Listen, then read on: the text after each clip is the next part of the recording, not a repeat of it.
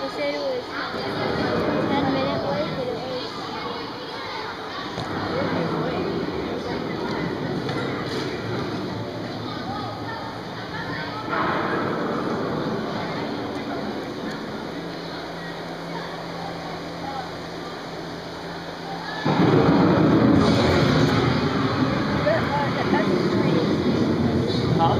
That's just pencil. The surface of the land rich trap water from the flowing mud, extracting precious nutrients. These elements, when combined with sunlight, create the diverse living systems of our planet. Well, there's nothing down there.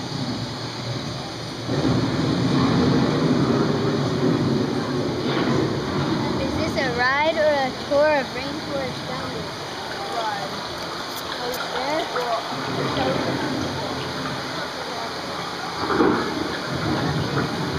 One of those living systems is the rainforest, home to the most amazing concentration of life on our planet.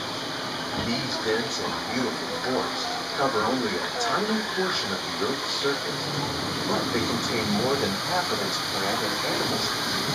Rainforests are also extremely rich and productive living systems, providing us with oxygen, food, medicine, and other elements essential for our lives.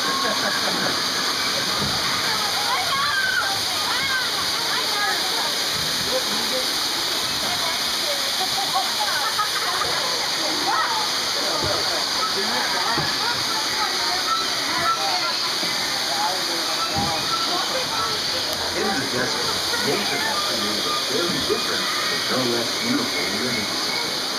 And while this arid landscape may seem lifeless, it is very much alive. The plants and animals that have learned to survive in these harsh conditions make use of what little water they can find and avoid the scorching rays of the relentless sun. Is it supposed to be humid in the desert? Huh? Is it supposed to be humid in the desert? Desolate as the desert. I don't think so. But over time, rainwater and nutrients gradually penetrated the hard surface of this land. Which, one day,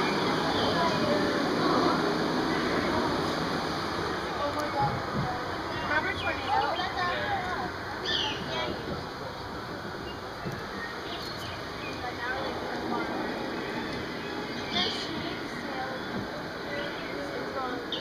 Oh, it is.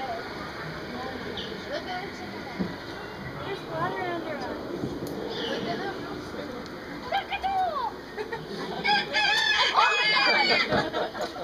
of all the forces at work on the land, humans have had one of the most profound effects. The need to produce food for a growing world led to the enormous use and sometimes overuse of the land. In our search for more efficient ways to grow food, we often fail to realize the impact of our methods.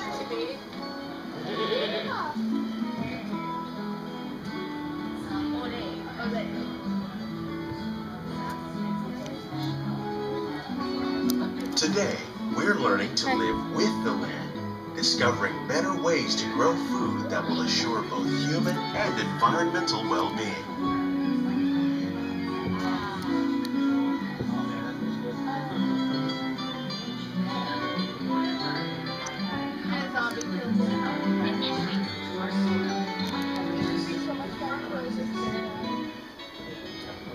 In farmlands across America, we're learning that by plowing under vegetation containing natural fertilizers, we can enrich the soil without the use of chemicals.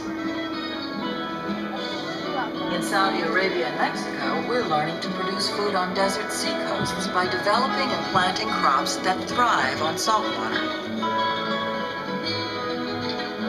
Here at Epcot, we're learning to reduce the need for pesticides by using natural predators like ladybugs and wasps to control pests. In Japan, we're learning that by adding composted leaves and other plant material to our soil, we can reduce the need for Still fertilizers. respect the needs of the land. Some of the answers are being discovered just ahead. We're to help us maintain these carefully controlled ecosystems. And for your safety, please remain seated in your boat at all times. Just like.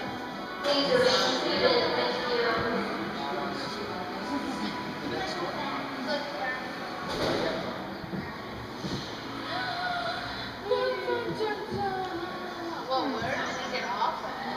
It's not done yet.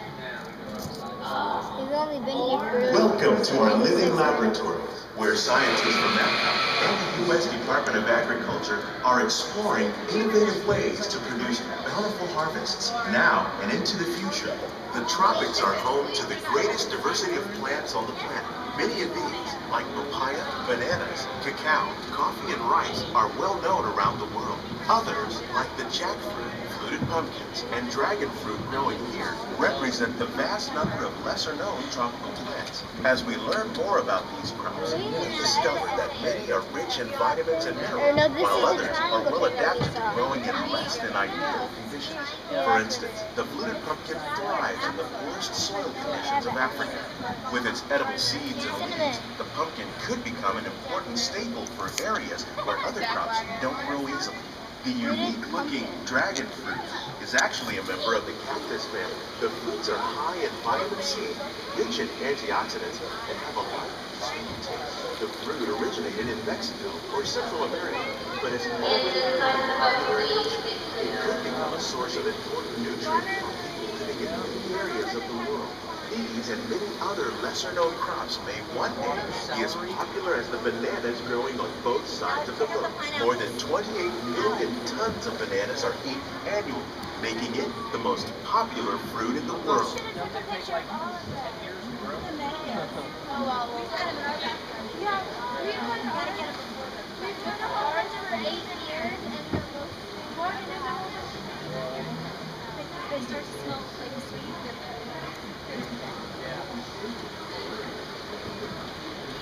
That's done.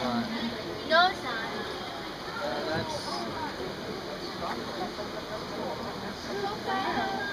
Why is it all red? When you mention farming, you probably don't think of fish, but fish farming, or aquaculture, is an innovative way to increase harvests, protect wild fish populations, and produce a bulk crop, like these sturgeon that grow to over 300 pounds. Now that's a lot of catfish. Tilapia, bass, and catfish are three popular crops raised by fish farmers around the world. Most are grown in open ponds, but innovative recirculation systems like ours can store water and improve sturgeon. More than 200 different species of aquatic animals and plants have been successfully farmed. Even these American alligators can be successfully raised in controlled environments. Nearly all fish consumed worldwide. Aquaculture is an important part of our efforts to produce a balanced harvest and protect natural resources throughout the land. We grow about 10,000 tons of fish each year, many of which are featured in this Walt Disney World. They're eels! Look, eels! Look, eels!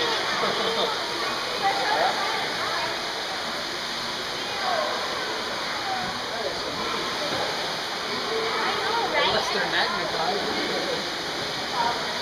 This greenhouse is full of some of the best known fish for the I think the 10-minute tour.